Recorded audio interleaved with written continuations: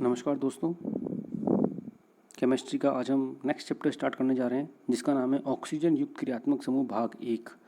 ठीक है, organic compound with functional group oxygen part first. ठीक है, हेलो एल्केन और हेलो एरीन के अध्याय के बाद ये जो आपके कार्बनिक रसायन का चैप्टर है, इसमें आपको 3 यौगिकों को पढ़ना है, 3 क्रियात्मक समूह को पढ़ना है, एल्कोहल, फिनॉल और ईथर। एल्कोहल, फिनॉल और ईथर, इनको आपको पढ़ना है इसके अंदर, क्योंकि इन तीनों के अंदर ऑक्सीजन उपस्थित होता है इसलिए। ठीक है, चैप्टर की हम स्टार्ट करते हैं एल्कोहल से। यहाँ क्या लिखा हुआ है आपके, एल्केनों के हाइड्रोक्सी व्युत्पन्नों को एल्कोहल नाम दिया जाता है। एल्कोहल के हाइड्रोक्सी व्युत्पन्नों को एल्कोहल कहते हैं। एक एल्केन एक अणु या एक से अधिक हाइड्रोजन परमाणुओं को विस्थापित करने पर प्राप्त होता है। जैसे अगर आपके पास में ये एल्केन है, यहाँ से आपने एक हाइड्रोजन को निकाल दिया और एक OH समूह को जोड़ दिया, तो ये क्या बन जाएगा, एल्कोहल बन जाएगा। तो एल्केन से हम एल्कोहल का निर्माण कर सकते हैं। ठीक है, अब देखो आप, एल्कोहलों में एक से ज़्यादा OH समूह उपस्थित हो सकते हैं। ठीक है, एल्कोहलों का जो सामान्य सूत्र होता है वो क्या होता है, ROH। ठीक है ना, ये एल्कोहलों का सामान्य सूत्र है। अब हम इसमें एक से ज़्यादा OH ग्रुप समूह भी लगा सकते हैं। एक होगा तो उसका नाम क्या होगा, यहाँ लिखा हुआ है, ऐसे एल्कोहल जिनमें हाइड्रोक्सी समूह की संख्या 1, 2, 3 होती है, उन्हें क्रमशः मोनो, डाई, ट्राई और पॉली के संबोधित किया जाता है, पॉलीहाइड्रिक एल्कोहल। तो हाइड्रिक शब्द लगाया जाता है इसके अंदर। ठीक है, ये इस बात का आपको ध्यान रखना है। Monohydric, dihydric, trihydric, polyhydric alcohol के नाम से इनको जाना जाता है, पर OH समूह होगा जरूर। ठीक है, जैसे देखो उदाहरण दे रखा है यहाँ का, पहला उदाहरण दिया हुआ है इसके अंदर मिथेनॉल। मेथेनॉल में दिया हुआ है CH3OH, ये मोनोहाइड्रिक एल्कोहल है। CH3CH2OH, ये भी मोनोहाइड्रिक एल्कोहल है। क्यों ये मोनोहाइड्रिक एल्कोहल, क्योंकि इनके अंदर एक OH समूह उपस्थित केवल। ठीक है, डाईहाइड्रिक एल्कोहल जो है, इनके उदाहरण देखो आप, डाईहाइड्रिक एल्कोहल के अंदर 2 OH समूह उपस्थित है, एक यहाँ पर है और एक OH समूह यहाँ पर है, ये 2 OH समूह उपस्थित है। ऐसे को हम बोलते हैं डाईहाइड्रिक एल्कोहल, जिसका उदाहरण है एथिलीन ग्लाइकोल। एथिलीन ग्लाइकोल इसका उदाहरण, इसमें डाईहाइड्रिक एल्कोहल समूह उपस्थित है। तो अभी आपने 2 पढ़े, एक तो पढ़ा मोनोहाइड्रिक एल्कोहल और एक पढ़ा डाईहाइड्रिक एल्कोहल। ठीक है, ट्राईहाइड्रिक एल्कोहल का उदाहरण है ग्लिसरॉल। ठीक है ना, ये आपके है ट्राईहाइड्रिक एल्कोहल का उदाहरण, जिसको हम नाम देंगे ग्लिसरॉल। क्लियर, देखो आप इसके अंदर यहाँ लिखा हुआ है CH2, ये कार्बन की श्रृंखला है और हर कार्बन पर OH समूह लगे हुए हैं, 3 OH समूह लगे हुए हैं, तो ये हो गया ट्राईहाइड्रिक एल्कोहल का उदाहरण। तो इसका उदाहरण क्या होगा, ग्लिसरॉल। क्लियर, ये इनके सामान्य नाम है, नामांकन अपन बाद में पढ़ेंगे। अब इस अध्याय में हमें मोनोहाइड्रिक एल्कोहलों का अध्ययन करना है, डाईहाइड्रिक और ट्राईहाइड्रिक एल्कोहलों का अध्ययन नहीं करना है। सबसे महत्वपूर्ण बात यहाँ बता रखी है कि मोनोहाइड्रिक एल्कोहलों का सामान्य सूत्र CnH2n+1 OH होता है। ठीक है, CnH2n+1 OH, ये इनका सामान्य सूत्र होता है। जैसे कि आप लोगों ने 10वीं में हाइड्रोकार्बनों का एल्केन, एल्कीन और एल्काइन का सामान्य सूत्र पढ़ा था, ऐसे ही यहाँ पर भी ये इनका होता है सामान्य सूत्र मोनोहाइड्रिक एल्कोहलों का CnH2n+1 OH। ठीक है, इस बात को ध्यान रखना, ये थोड़ा सा महत्वपूर्ण बिंदु है, याद रखने की बात है बस, और कोई बात नहीं है। ठीक है, आगे देखिए, मोनोहाइड्रिक एल्कोहल 3 प्रकार के हो सकते हैं, प्राथमिक, द्वितीयक और तृतीयक। जैसे हमने एल्किल हैलाइड पढ़े थे, प्राथमिक एल्किल हैलाइड, द्वितीयक एल्किल हैलाइड और तृतीयक एल्किल हैलाइड। इसी तरह से ये भी क्या होते हैं, प्राथमिक, द्वितीयक और तृतीयक 3 प्रकार के हो सकते हैं। ठीक है, उसका हम आइडेंटिफिकेशन कैसे करेंगे, कैसे पता लगाएंगे कौन प्राथमिक है, कौन द्वितीयक है, कौन तृतीयक है। तो इसके लिए हमें क्या करना पड़ेगा, जैसे अगर OH समूह जिस कार्बन से जुड़ा हुआ है, वो कार्बन कितने कार्बन से जुड़ा हुआ है, मान लो वो 1 से जुड़ा हुआ है इधर, तो ये हो जाएगा प्राथमिक। एल्कोहल जिस कार्बन से जुड़ा हुआ है वो वाला कार्बन ये रहा। ठीक है, अब ये वाला कार्बन जिस कार्बन से जुड़ा हुआ है वो ये रहा, तो इसका मतलब ये क्या हो गया, प्राथमिक एल्कोहल हो गया। अब मैं बात करता हूँ दूसरे की। अब सपोज मान लो इसी कार्बन से दूसरा कार्बन जुड़ा हुआ है। ठीक है, तो ये क्या हो गया, अब ये हो गया द्वितीयक, क्योंकि इसमें 2 कार्बन जुड़े हुए हैं इसलिए। इसी से तीसरा कार्बन भी जुड़ा हुआ है, तो ये क्या हो जाएगा, ये हो जाएगा तृतीयक। इसका मतलब क्या हुआ, एल्कोहल जिस कार्बन से जुड़ा हुआ है वो तो कार्बन कौन सा हो गया, ये वाला।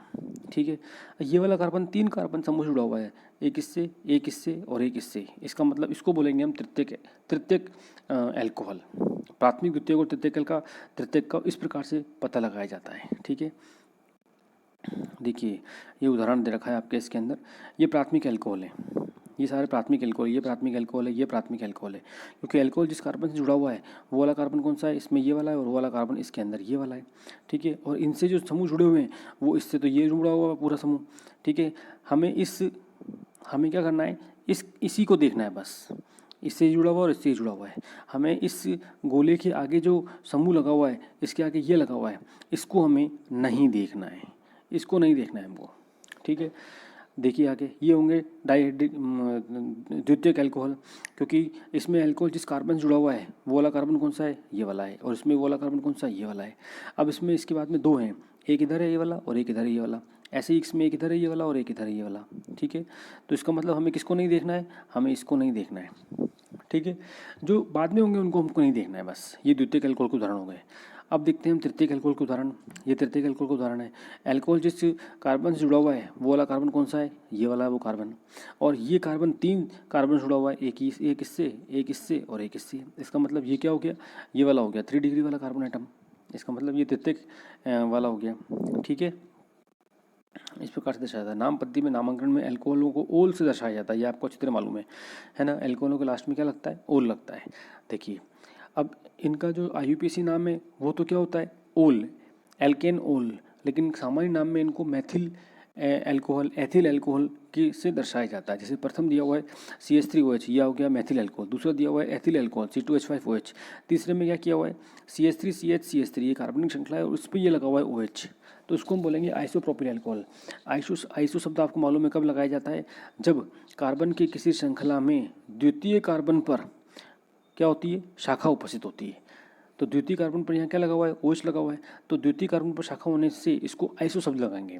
और आइसो या नियो शब्द लगाने के बाद में पूरे कार्बन गिने जाते हैं कितने आ रहे हैं, तो इसमें 3 कार्बन आ रहे हैं टोटल। तो 3 कार्बन होने की वजह से इसको बोलते हैं प्रोपिल। तो आइसो प्रोपिल और फिर अल्कोहल हो जाएगा इसका नाम। IUPAC पद्धति में इनके नाम के लास्ट में ओल लगता है।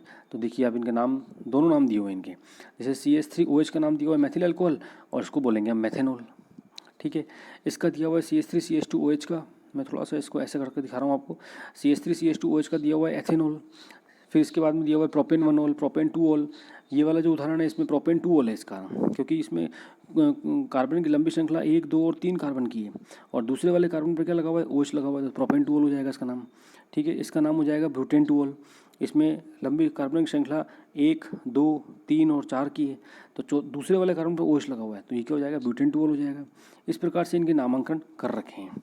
अब देखो थोड़ा सा IUPAC नाम के हिसाब के अलावा आपको थोड़ा सा इसका एक दूसरा नाम भी देखना है। जैसे इसका नाम है द्वितीयक ब्यूटिल अल्कोहल, इसका नाम दे रखा है द्वितीयक ब्यूटिल अल्कोहल। तो द्वितीयक शब्द क्यों लगाया इसके अंदर, OH जिस समूह से जुड़ा हुआ है, जिस कार्बन से OH जुड़ा हुआ है वो वाला कार्बन ये वाला है, और ये द्वितीयक 2 डिग्री वाला है। ये जो है ये द्वितीयक मतलब कि 2 डिग्री वाला है, इसलिए इसमें द्वितीयक काम लिया है हमने।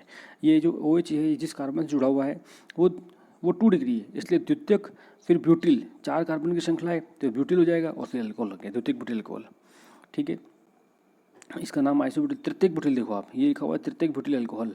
इसमें अल्कोहल जिस कार्बन से जुड़ा हुआ है वो कार्बन ये वाला है, और ये जो अल्कोहल है वो 3 कार्बन, तो ये तो क्या हो गया, ये हो गया 3 डिग्री वाला, तो इसको नाम दिया तृतीयक, और 4 कार्बन है टोटल, तो ब्यूटिल और फिर अल्कोहल, तृतीयक ब्यूटिल अल्कोहल। ग्लिसरॉल का IUPAC नाम क्या होगा, इसमें सबसे लंबी कार्बन श्रृंखला है वो 3 कार्बन की, 1, 2 और 3 की है, तो ये तो क्या हो गया, प्रोपेन हो गया। अब प्रोपेन के बाद में 1, 2 और 3, 1 2 3 ट्राईऑल आएगा इसके अंदर, 1 2 3 ट्राईऑल, तो प्रोपेन 1 2 3 ट्राईऑल। ये देखिए प्रोपेन 1 2 3 ट्राईऑल, ये इसका नामांकन कर रखा है। ठीक है, एक से ज़्यादा अगर OH समूह उपस्थित होते हैं तो उसमें डाईओल, ट्राईओल ऐसे लगाते हैं उसमें। ठीक है ना। इसके बाद में आपके आता है नेक्स्ट अल्कोहलों के विरचन की विधियाँ। अगर मुझसे कोई उदाहरण छूट गया हो तो आप उसको किताब में से ज़रूर पढ़ना। अल्कोहलों के विरचन की विधियाँ, अल्कोहलों का निर्माण कैसे कर सकते हैं। ठीक है, अब देखो आप ऑर्गेनिक का, कार्बनिक रसायन का द्वितीय चैप्टर पढ़ रहे हो, सेकंड चैप्टर पढ़ रहे हो, तो यहाँ पर आपको अब हम जो रासायनिक अभिक्रिया पढ़ेंगे उस समय आपको ये याद आना चाहिए कि ये रासायनिक अभिक्रिया हमने क्या पहले कभी पढ़ी है। मतलब कि 12वीं के जो पहले वाला चैप्टर है हेलो एल्केन और हेलोफिनॉल, वो वाला हेलोएरिन वाला, क्या हमने उसमें पढ़ी है जब, या फिर हमने ये अभिक्रियाएँ 11वीं में किसी चैप्टर में पढ़ी है, या क्या 10वीं में आई थी अभिक्रियाएँ। तो आपको ये याद आना चाहिए कि इन अभिक्रियाओं को हम जब भी तो हम इनमें संबंध स्थापित कर पाएंगे कि ये अभिक्रिया पहले कहीं आई है क्या, तो उससे हमें जल्दी याद हो जाती हैं ये अभिक्रियाएँ। अल्कोहलों के विरचन की विधियाँ, अल्कोहलों को निम्न विधियों से बनाया जा सकता है। पहला है इसके अंदर एल्कीन से, अल्कोहलों का निर्माण कर रहे हैं हम सबसे पहले एल्कीन के द्वारा। ठीक है, एल्कीन के द्वारा अल्कोहल का निर्माण किस प्रकार से किया जाता है। एल्कीन क्या होते हैं आप अच्छे से जानते हो, CH2 द्विबंध CH2, ये एल्कीन है। जिनके अंदर द्विबंध उपस्थित होगा उनको हम एल्कीन से दर्शाएंगे। ठीक है, एल्कीनों की निर्माण की विधि, एल्कीनों से एल्कोहल कैसे बनाएंगे, उसमें पहली है आपके इसके अंदर एल्कीनों के निर्माण की विधियों के अंदर फर्स्ट जो आपके आएगी वो है इसमें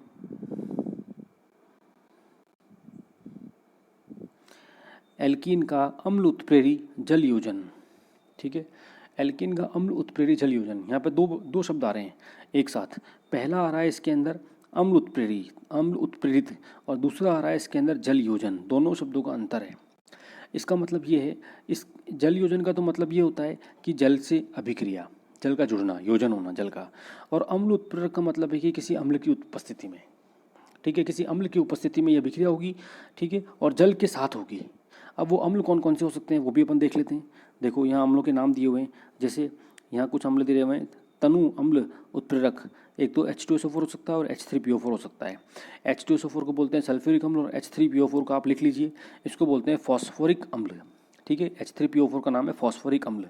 तो अपन इस अभिक्रिया को देखते हैं कैसी हो रही है। ठीक है, ये देखिए यहाँ पे अभिक्रिया बता रखी है कि अगर एल्कीन की अभिक्रिया जल से कराई जाए, जल योजन हो रहा है एल्कीन का, है ना, ये एल्कीन है, एथीन हमने काम में लिया, उसकी जल योजन अभिक्रिया करा रहे हैं अपन, जल से अभिक्रिया करा रहे हैं। और मैंने आपको बताया था कि ये किसकी उपस्थिति में हो रही है, H2SO4 की उपस्थिति में अभिक्रिया हो रही है। तो इससे क्या होगा, जल जो है वो क्या होता है, H और OH होता है जल। ठीक है, H होता है प्लस वाला भाग, ये वाला बंध जब टूटेगा एक तो बनेगा H प्लस और एक बनेगा OH माइनस। अब OH माइनस और H प्लस ये दोनों द्विबंध वाले कार्बन पर आके जुड़ जाएंगे। ठीक है, तो देखो क्या होगा, जैसे H प्लस तो कहाँ जुड़ गया, यहाँ जुड़ गया, और ये देखो ये H यहाँ जुड़ गया, और OH जुड़ गया इस वाले कार्बन पर, तो OH यहाँ लग गया। तो सूत्र बन गया क्या, देखो सूत्र इसमें क्या बना है, CH3 CH2OH, एथेनॉल बन गया ये CH3 CH2OH। आप चाहो तो इसको उल्टा भी कर सकते हो, क्योंकि ये सममित एल्कीन है, इसमें द्विबंध के दोनों तरफ समूह समान है। तो आप इधर कोई सा भी लगाओ, इधर कोई सा भी लगाओ, उससे कोई फर्क नहीं पड़ेगा, बनेगा एथेनॉल ही। लेकिन अगर असममित एल्कीन ले ली जाए, जैसा कि यहाँ बता रखा है, ये है असममित एल्कीन। ये जो असममित एल्कीन है ना, इसकी अभिक्रिया जब जल योजन किया जाता है, जल से अभिक्रिया की जाती है, तो यहाँ मार्कोनिकॉफ का नियम लगता है। मार्कोनिकॉफ के नियम के अनुसार जो H और OH वाला भाग है, इसमें माइनस वाला भाग उस कार्बन पे जाके जुड़ता है जहाँ पे कम हाइड्रोजन उपस्थित होती है, और वो कौन सा है, ये वाला। ठीक है, तो OH समूह वहाँ जाके जुड़ेगा जहाँ पे जिस द्विबंध के कार्बन पे कम हाइड्रोजन उपस्थित है। ठीक है, देखो आप इसमें क्या बता रखा है, जब ये वाला जो OH समूह है ये इस वाले कार्बन पे जुड़ा, ठीक है, तो ये यहाँ जुड़ गया देखो आप, और जो H था, H वाला समूह जुड़ता है इधर, तो ये हो गया CH3। यहाँ इसको सही कर लेना, रॉन्ग आ रहा है यहाँ पर, इसको आपको करना पड़ेगा CH3। ठीक है, तो ये क्या बन जाएगा, R CH पे OH लग गया और CH2 को हो जाएगा CH3, एल्कोहल बन गया, ये द्वितीयक एल्कोहल बना इसमें। ठीक है, ये जो अभिक्रिया पड़ी अपन ने क्या पड़ी इसके अंदर, अम्ल उत्प्रेरक जल योजन अभिक्रिया एल्कीनों पर। ठीक है, अब हम पढ़ते हैं दूसरी अभिक्रिया। दूसरी अभिक्रिया के अंदर क्या दर्शाया जाता है वो अपन देखते हैं इसके अंदर। एल्कीनों के हाइड्रोबोरोनन, एल्कीनों का हाइड्रोबोरोनन, हाइड्रोबोरोन का मतलब क्या होता है, तो यहाँ एक शब्द है हाइड्रोबोरोनन। 11वीं क्लास में एक अभिक्रिया आई थी आपके P ब्लॉक वाले तत्व के अंदर, मतलब कि यौगिक था एक B2H6, है ना, B2H6, ये जो यौगिक है ये बनता है BH3 से। ये BH3 की इकाई होती है, BH3 का होल ट्वाइस, तो ये BH3 की इकाई है B2H6। ठीक है, तो अगर BH3 से अभिक्रिया कराई जाए किसकी, एल्कीन की, देखो क्या लिखा हुआ है यहाँ पर, ये प्रोपीन है ना, प्रोपीन की अभिक्रिया किससे किससे कराई, थोड़ा सा आपको समझना पड़ेगा इसको, मैं इसको बीच में कर देता हूँ, एक बार क्लियर हो जाने दो। अब देखिए आप, ये प्रोपीन है ना, इस प्रोपीन की अभिक्रिया कराई आपने बोरिन, मतलब कि BH3 से। अब बोरिन से भी इसकी अभिक्रिया कराते हैं तो क्या होता है, देखो BH3 में दो भाग होते हैं BH3 के, एक तो बनता है H और एक बनता है BH2, एक बनता है H और एक बनता है BH2। ये भाग टूट कैसे बनते हैं, H वाला और BH2 वाला भाग कैसे जुड़ता है, H जुड़ता है इस वाले कार्बन पर, तो ये तो हो जाता है CH2, ये हो गया CH2। ठीक है, और इस वाले CH2 पे जुड़ता है BH2, तो ये जुड़ गया BH2। आई बस समझ में, इस वीडियो को वापस रिवर्स करके सुनना आप। तो इससे क्या बनेगा, ये वाला यौगिक प्राप्त होगा इससे, CH3 CH2 CH2 BH2। इस यौगिक की अभिक्रिया फिर से कराई जाती है एल्कीन से, यहाँ पर एक बंद है और यहाँ द्विबंध है, इस जगह पर द्विबंध है, मतलब कि ये और ये यौगिक एक ही है, ये दोनों यौगिक क्या हैं, एक ही हैं। ठीक है, दोनों के दोनों यौगिक एक ही हैं, ये वाले कौन कौन से दोनों यौगिक एक हैं, ये वाला और ये वाला, मतलब हम बार बार अभी एल्कीन की अभिक्रिया प्रोपीन की अभिक्रिया इससे कराएंगे। अब क्या हुआ, हमारे पास में जो ये वाला यौगिक प्राप्त हुआ, इसकी अभिक्रिया हमने फिर से एल्कीन से कराई। तो देखो बी जो होता है ना बोरोन, ये 3 बंध बनाता है, ऐसे ऐसे और ऐसे 3 बंध बनाता है। ठीक है, इसमें एक तरफ तो लगा हुआ है H, एक तरफ लगा हुआ है H, और एक तरफ इसमें कार्बन की श्रृंखला है, ये वाली कार्बन की श्रृंखला। ठीक है, अब हमने जब दोबारा एल्कीन से इसकी अभिक्रिया, इस वाली एल्कीन से इसकी अभिक्रिया कराई, तो देखो यहाँ पे एक हाइड्रोजन यहाँ से हट गया, ये वाला हाइड्रोजन हट गया, और यहाँ पे ये वाली श्रृंखला जुड़ गई, तो इस BH2 का क्या हो गया, BH हो गया। ठीक है, ये जो BH2 था, सॉरी, ये जो BH2 था इसका हो गया BH, और ये वाली जो श्रृंखला इसमें जुड़ी है, तो एक तो ये वाली हो गई और एक ऊपर वाली हो गई, तो ये 2 हो गई, CH3 CH2 CH2 का होल टू BH। इसकी अभिक्रिया हमने इस वाले यौगिक की अभिक्रिया फिर से एक दूसरी एल्कीन, तीसरे एल्कीन से कराई, प्रोपीन से। तो इस बार क्या होगा, ये जो BH थे, BH वाला भाग है, इसमें से एक और हाइड्रोजन निकल जाएगी, और ये हो जाएगा CH3 CH2 CH2 का होल थ्राइस।